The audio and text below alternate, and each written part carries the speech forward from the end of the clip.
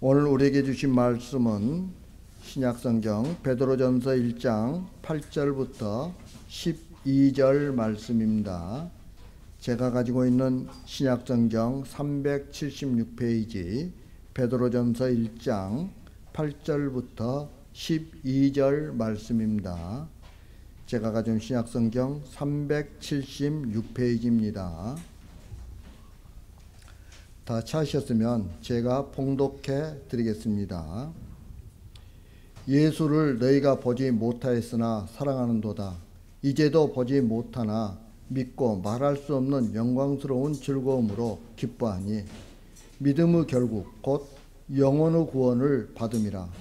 이 구원에 대하여는 너희에게 임할 은혜를 예언하던 선지자들이 연구하고 부지런히 살펴서 자기 속에 계신 그리스도의 영이 그 받으실 고난과 후에 받으실 영광을 미리 증언하여 누구를 또는 어떠한 때를 지시하시는지 상고하니라. 이 상긴 바가 자기를 위한 것이 아니요 너희를 위한 것임이 계시로 알게 되었으니 이것은 하늘로부터 보내신 성령을 힘입어 복음을 전하는 자들로 이제 너희에게 알린 것이요 천사들도 살펴보기를 원하는 것이니라. 아멘. 여러분, 믿음이 무엇일까요? 예수님께서 바리새인들을 책망하실 때 예수님께서 이렇게 말씀하시죠. 율법에 더 중한 바 정의와 긍휼과 믿음은 버렸도다 라고 이렇게 말씀을 하세요. 그런데 여러분, 미가서 6장 8절에서는 이렇게 말씀하고 있습니다. 사람이 주께서 선한 것이 무엇임을 내게 보이셨나니 사람아 주께서 선한 것이 무엇임을 내게 보이셨나니 여호와께서 내게 구하시는 것은 오직 정의를 향하며 인자를 사랑하며 겸손하게 내 하나님과 함께 행하는 것이 아니냐라고 이렇게 말씀하세요. 자, 그럼 여러분, 여기서 예수님께서 말하는 믿음이 무엇이냐라고 묻는다면 이 미가서 6장 8절에 나오는 이 말이에요. 겸손하게 하나님과 함께하는 것. 하나님과 함께하는 삶. 이게 믿음이에요. 이게. 네. 여러분, 겸손은요, 하나님으로 말미암아 승리와 구원의 자리에 든든히 자신을 세우는 거예요. 그래서 겸손은 하나님을 하나님으로 인정하고 자신이 하나님의 피조물됨을 자각하고 인정하는 자만이 보일 수 있는 태도인 거죠. 여러분, 겸손한 자가 되어야 돼요. 교만한 자는요, 하나님을 대적하는 자예요. 하나님을 대적하는 자. 네. 그래서 우리는 어떤 상황 가운데서도 내가 무엇을 행해서 하나님 앞에 믿음을 보인다는 그런 어리석은 생각들은 버려야 되는 거예요. 우리가 하는 모든 신앙생활은 오로지 우리 주님께서 우리를 붙들어 주셨기 때문에 가능한 거예요. 예, 우리 힘으로 한 것은 단 하나도 없어요. 예. 그래서 그걸 인정하는 것이 겸손이에요. 예. 그리고 그걸 인정하지 않은 게 교만이에요. 여러분, 하나님과 함께 한다는 것은 하나님과 연합됨을 의미하잖아요. 예. 다시 말하면 하나님께 자신의 모든 것을 온전하게 의탁하는 것. 이것이 바로 하나님과 함께하는 거예요. 그러니까 이건 뭐냐면 겸손과 같은 말이죠. 예. 여러분, 겸손하게 하나님과 함께하는 삶인 믿음이 정의와 긍휼을 지속적으로 행하게 하는 거예요. 내가 정의와 긍휼을 내 의지를 가지고 행할 수 있어요. 네, 행할 수 있죠. 그러나 그것은 일시적인 것이에요. 영원하지가 아니에요. 영원한 게 아니에요. 일시적이에요. 또한 자기의 힘과 의지대로만 한다면 이것은 분명 왜곡되거나 하나님의 뜻에서 벗어날 수밖에 없어요. 왜? 자기 힘과 의지대로 한다면 누가 드러나요? 내가 드러나는 것이죠. 하나님이 드러나는 게 아니에요. 그러나 우리의 믿음은 누구만 드러내면 되는 거예요?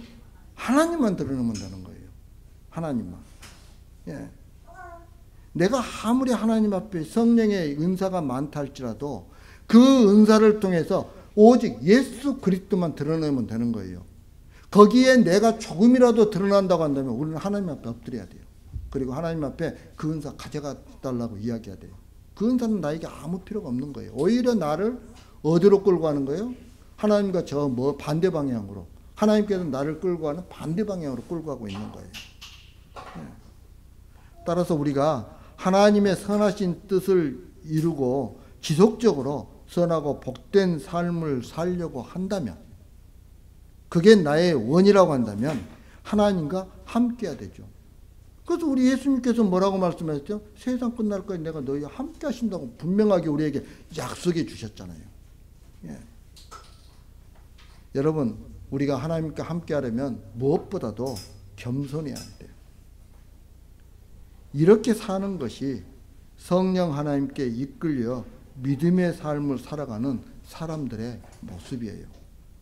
우리가 성령 충만하지만 거기에 자기 자신을 드러내는 모습이 있다고 한다면 그 사람은 성령 충만이 아니에요.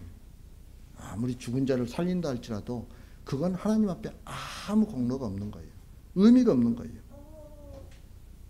우리가 이런 믿음의 사람이라면 바리새인처럼 종교적인 열심으로 신앙생활을 하는 것이 아니라 믿음으로 외적인 행위뿐만 아니라 하나님의 말씀의 근본 정신을 지키며 살아야 하는 것이죠.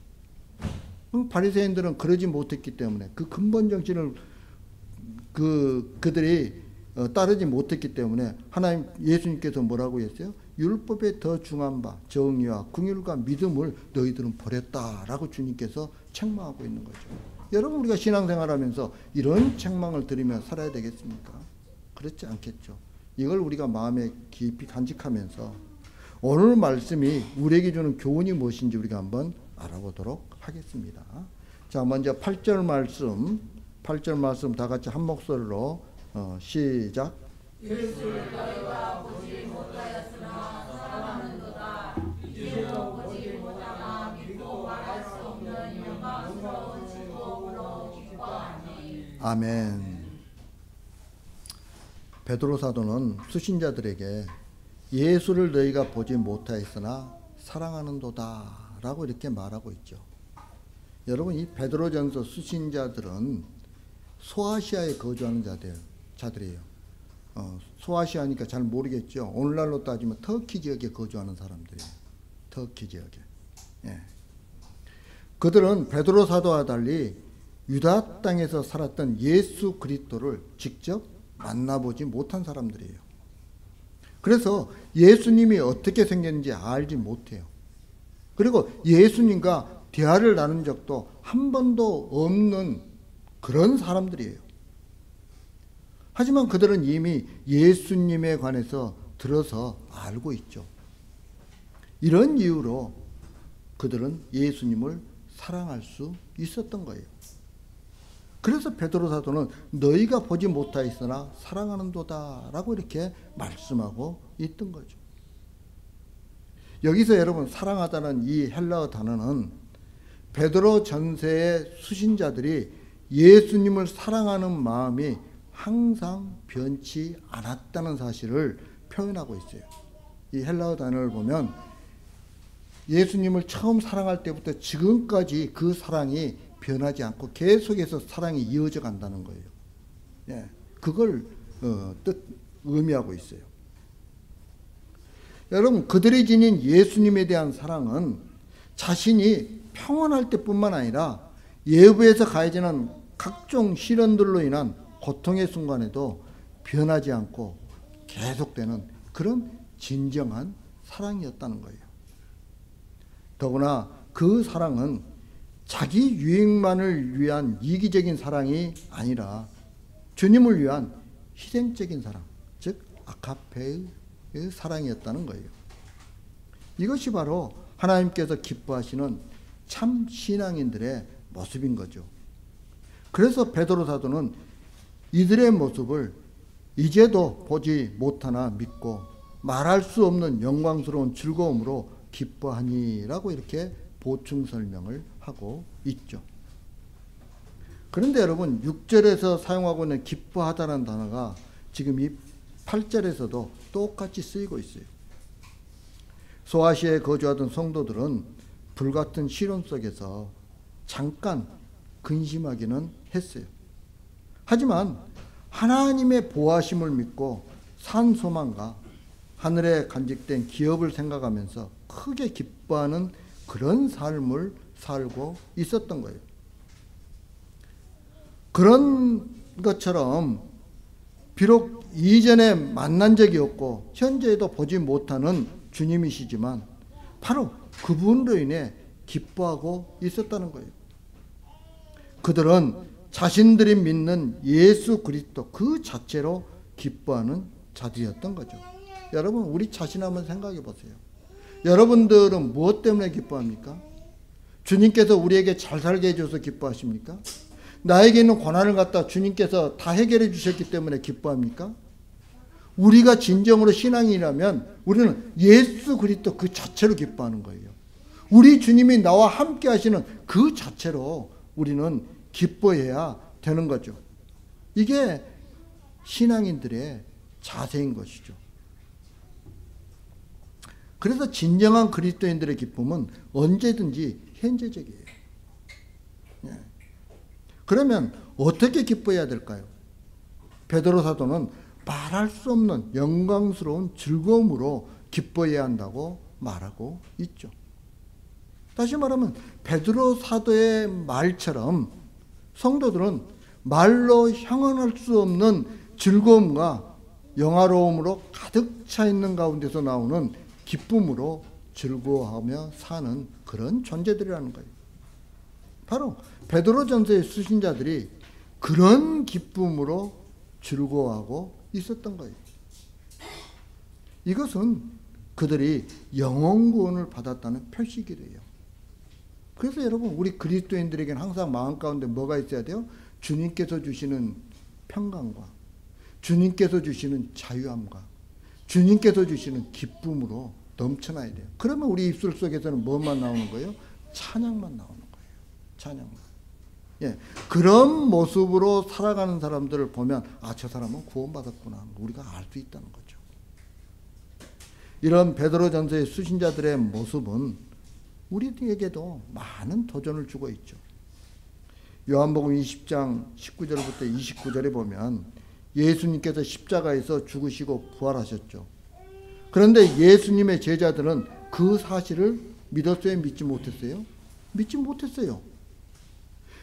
그 사실을 믿지 못하니까 안식 후 첫날 저녁에 제자들은 유대인들이 두려웠어요. 그래서 자신들이 있는 그 골방에 문들을 안에서 다 걸어 잠그고 있는 거예요. 예. 그곳에 예수님께서 오셔서 제자들에게 손과 옆구리를 보이셨어요. 살아 계시는 거죠. 살아나신 거죠. 그걸 눈으로 본 거예요. 그 제자들은 기뻐했죠. 하지만 그 자리에 없었던 사람이 있죠. 예수님의 12제자들 중에서. 바로 도마예요. 네, 도마. 그래서 도마는 예수님의 부활을 믿지 못하고 내가 직접 예수님 손에 있는 못자국을 보고 내 손가락을 그분의 못 박히신 곳에 찔러보고 내 손을 그의 옆구리에 넣어보기 전에는 나는 절대로 예수님을 믿지 못하겠다라고 제자들에게 이야기를 했어요. 일주일 뒤에 예수님께서는 다시 제자들에게 나타났어요. 그리고 예수님께서 도마에게 당신의 옆구리를 보이시고 만져보라고 하셨죠. 여러분, 왜 예수님께서 도마에게 그렇게 하셨을까요? 예수님께서는 도마가 내가 살아있다는 걸 직접 경험해 만져보고 경험해 보고라도 진리를 믿기를 바랐기 때문에 그렇게 하셨던 거죠. 하지만 예수님은 이것이 신앙의 가장 바른 자세라고 말하지는 않으셨어요. 그리고 예수님께서는 더욱 고차원적인 신앙의 모습을 도마와 우리들에게 제시하셨죠. 요한복음 20장 29절에서 예수님은 이렇게 말씀하십니다. 너는 나를 본 거로 믿느냐? 보지 못하고 믿는 자들은 복되도다. 여러분, 우리는 예수님을 보지 못했어요. 예수님과 대화도 나누지 못했어요. 예. 그러나 그런 가운데서 믿는 자들이 더욱 복된 자들이라는 거예요. 베드로전서 수신자들처럼 보지 않고도 직접 경험하지 않고도 진리를 믿는 믿음이 예수님께서 원하시는 바른 신앙의 자세라는 것, 여러분들 꼭 기억하시기 바랍니다. 이게 우리를 바른 신앙으로 이끌어가는 거예요. 자, 그러면서 9절 말씀 한번 읽겠습니다. 9절 말씀 다 같이 시작.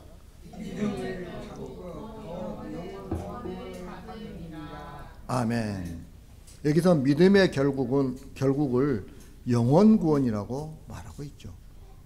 그런데 믿음을 말하는 많은 사람이 믿음에서 생각하는 것은 영혼의 구원일 거예요. 믿음으로 천국 간다는 것만 생각을 하는 거죠. 믿음이 우리를 천국에 합당한 사람으로 만들기 위해 이끌어가는 것에 대해서는 사람들이 잘 생각하지 않아요. 시련도 택한 자의 영혼 구원을 위한 하나님의 사랑이라고 말을 해도 그런 사랑에 대해서는 별로 관심이 없어요. 다만 스스로 자신이 시련 가운데 있다고 생각하는 사람들이 그런 말에 조금이나마 마음의 위안을 받을 정도일 뿐이죠. 왜 그렇습니까? 시련으로 인해 구겨질 수 있는 자존심을 하나님의 사랑이라는 것으로 보상받고 싶은 그런 마음 때문일 수도 있는 거죠. 여러분, 그런데 9절 말씀은 믿음을 지키는 자들에게는 구원이 있다는 강한 메시지를 담고 있어요. 그러면 성도에게 임한 구원에는 어떤 성격이 있을까요? 성도들은 구속의 주님이신 예수 그리스도를 통한 믿음으로써 이미 구원의 반열에 올랐어요. 우리가 주 예수 그리스도를 믿어 입으로 시인하고 그를 영접함으로 이전과 다른 새로운 피조물로 완전히 우리는 변화되었어요. 무슨 말입니까? 죄 중에 있던 모든 과거의 일을 그런 일들이 청산된 거죠. 이 과정은 우리 인생의 뒤안길에 있었던 과거의 사실이에요. 안 그래요? 우리가 예수님을 처음 만났을 때, 예수님을 처음 믿었을 때 이미 우리는 어떻게 됐어요? 새로운 피조물로 변화된 거예요. 왜? 우리 주님께서 어떻게 했어요? 너희는 의로운 자라고, 너희의 죄는 다 용서되었다고 우리에게 선포해 주셨잖아요. 네. 이게 칭이에요. 신학적인 용어로 보면. 네. 그래서 우리에게 임한 구원은 과거의 일이라는 거예요. 하지만 그 구원의 완성은 지금 완성이 안 돼 있어요. 언제 완성이 됩니까? 우리 주님께서 이 땅에 다시 오셨을 때. 예, 그러니까 우리 구원의 완성은 미래의 일이에요. 미래의 일. 미래에 이루어지는 거예요. 그런데 구원은 현재에 있어서도 매우 중요한 의미를 가지고 있다는 거예요. 내가 옛날에 이미 하나님이 나를 택해 주셔서 내가 구원받았으니까 현재는 내가 아무렇게나 살아도 되는 것이 아니라는 거죠. 현재는 그 최종적인 구원의 완성을 위해서 나가는 과정이에요. 현재가. 그러니까 현재도 내 마음대로 사는 게 아니에요. 우리는 하나님의 뜻에 합당하게 살아야 되는 거죠. 아무렇게나 사는 게 아니에요. 그래서 내 안에 계신 성령님께 이끌려서 살아가는 거예요. 여러분, 이게 뭐예요? 성령 충만이잖아요.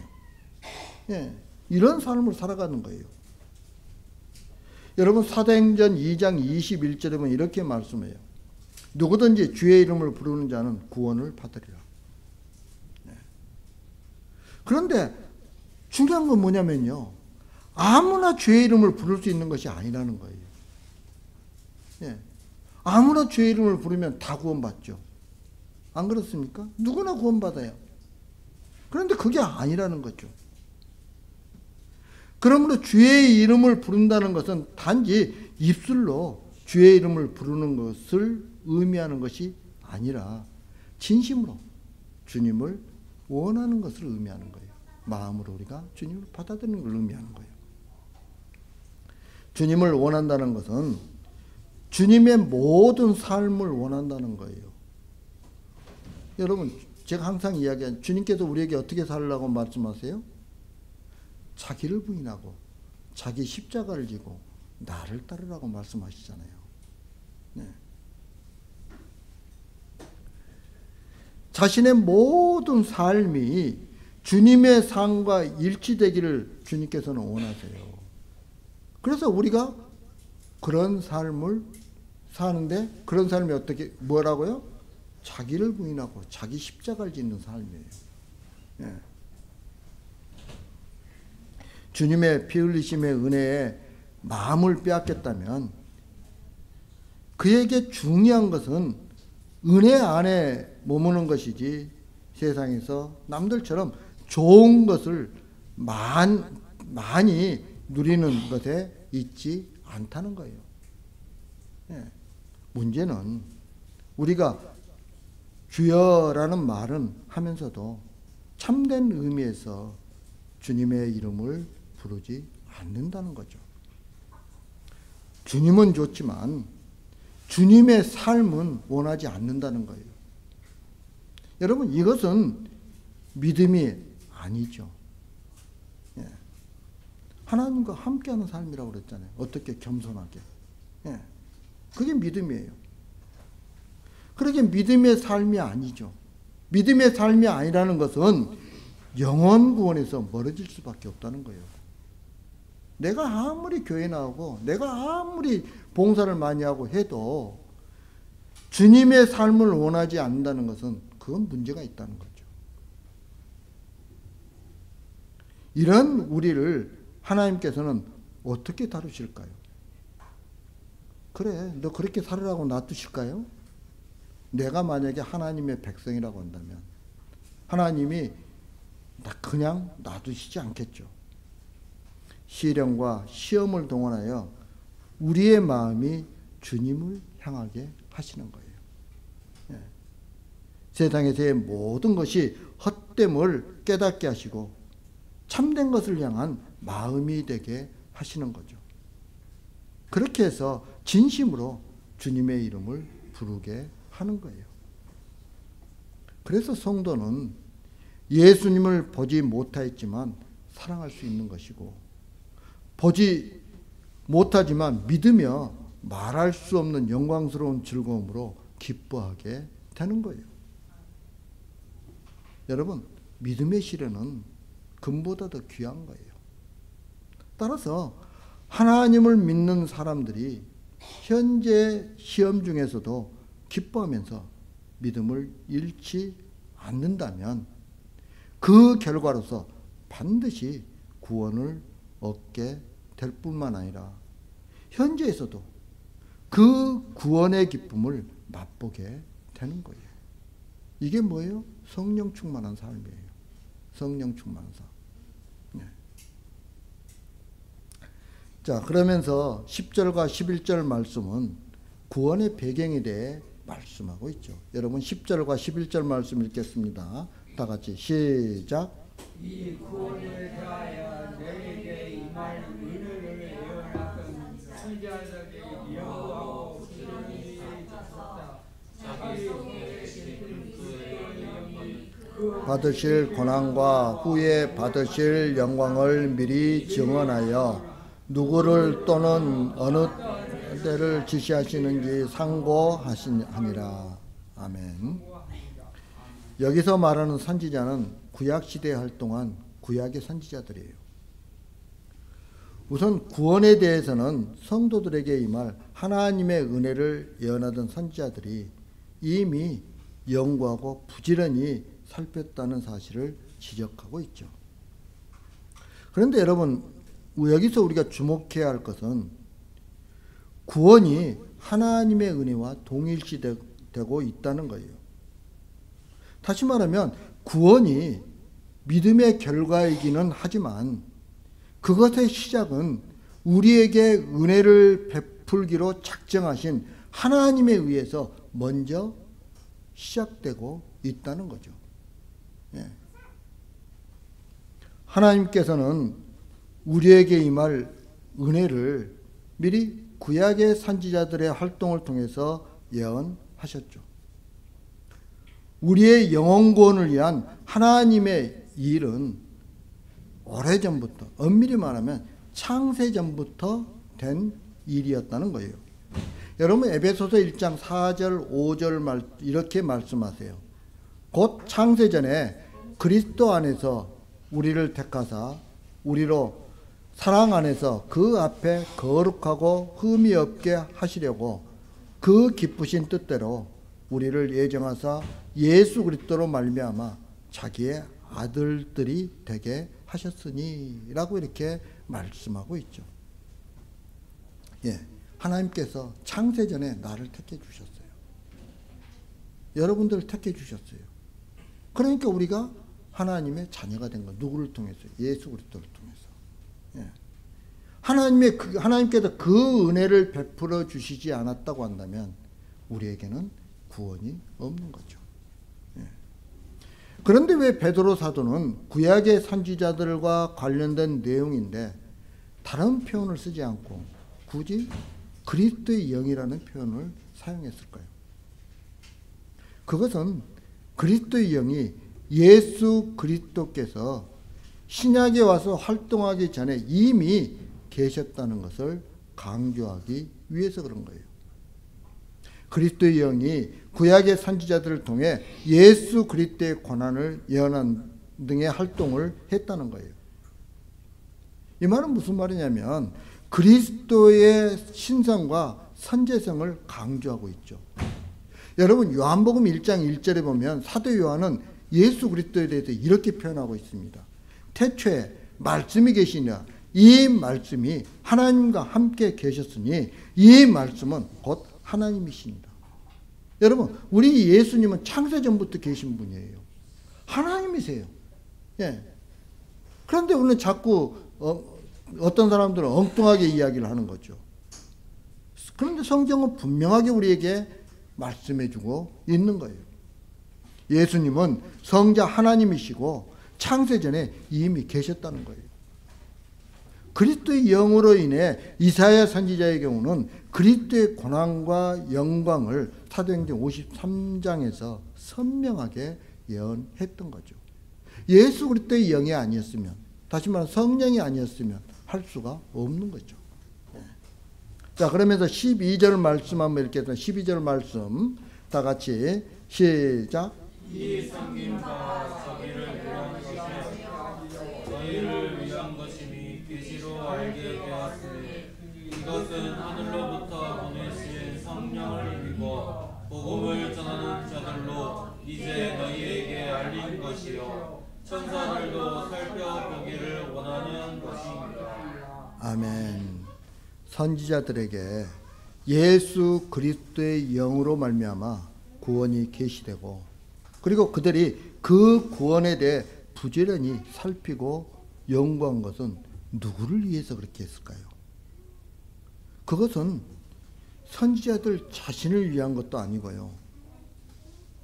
지금 이 베드로전서를 수신하고 있는 수신자들과 그리고 후대의 그리스도인들을 위한 거예요. 무슨 말이에요? 우리를 위한 거란 거죠. 이 성경 말씀을 묵상하는 나를 위한 거라는 거예요. 베드로전서가 쓰인 당시 기독교가 핍박받는 시기였어요. 성도라고 자신의 신분을 밝힐 경우 가진 고통과 함께 강압적으로 신앙의 포기를 협박받아야 했던 그런 때예요. 단 한순간의 고통을 견디지 못할 경우 신앙을 포기할 수밖에 없는 그런 위기의 상황에 누가 언제 처할지도 모르는 그런 상황들이 놓여 있었어요. 성도들 앞에는. 이게 무슨 말이에요? 성도들이 궁지에 몰려 있다는 거예요. 예수 믿는 것 때문에 궁지에 몰려 있어요. 그런데 이런 사람들을 위해 성경이 기록되었다고 하는 거죠. 무슨 뜻입니까? 성경 말씀을 기억하는 것만이 위기를 극복할 수 있는 강한 믿음을 줄 방법이란 뜻이에요. 우리는 성경 말씀을 기억해야 돼요. 흔들리지 않는 믿음을 견지하기 위해서 우리에게 가장 필요한 것이 하나님의 말씀을 기억하는 것이에요. 여러분, 복잡하잖아요. 지금 세상이 복잡해요. 어떤 게 옳고 그름도 잘 확인하기도 어려울 정도예요. 그럴 때요, 신앙인들은 말씀으로 돌아가야 돼요. 말씀을 가지고 판단해 보시라고요. 그러면 모든 것들이 분명하게 판단이 돼요. 모든 것들이. 우리 영혼을 구원하기 위한 하나님의 일은 이미 창세전에 되었던 일이에요. 그러니 성도에게 임한 시련도 자기 백성의 영혼을 구원하기 위한 하나님의 사랑이고 하나님의 뜻에 의한 것임을 성경 말씀을 통해서 알라는 거예요. 그러면 우리에게 닥친 어떤 상황에서도 감사와 기쁨으로 승리할 수 있다는 거예요. 이런 삶을 통해 우리는 영혼 구원에 이르게 된다는 것이에요. 오늘 말씀은 그것을 우리에게 말씀하고 있는 거예요. 이제 말씀을 마치려고 합니다. 사랑하는 성도 여러분, 성도의 구원은 놀랍고 신비스러운 일이에요. 내가 스스로 예수님을 믿기로 마음먹고 교회에 다녀서 천국에 가는 것이 아니라는 거예요. 창세전부터 계속되는 하나님의 계획과 일하심의 결과인 거죠. 그리고 그 구원으로 인도하는 과정에는 시련도 포함되어 있다는 사실을 우리는 기억해야 됩니다. 따라서 어떤 상황에서도 하나님의 은혜로 찬송과 감사와 기쁨이 넘치는 저와 여러분들이 되길 주님의 이름으로 축복합니다. 다 같이 기도드리겠습니다. 사랑과 은혜가 풍성하신 아버지 하나님, 부족한 저희들 사랑해 주신 감사합니다. 아버지 하나님, 저희들이 지금까지 믿음으로 산다고 말은 했지만 그 믿음이 하나님과 동행하는 삶임을 저희들이 깨닫지 못했습니다.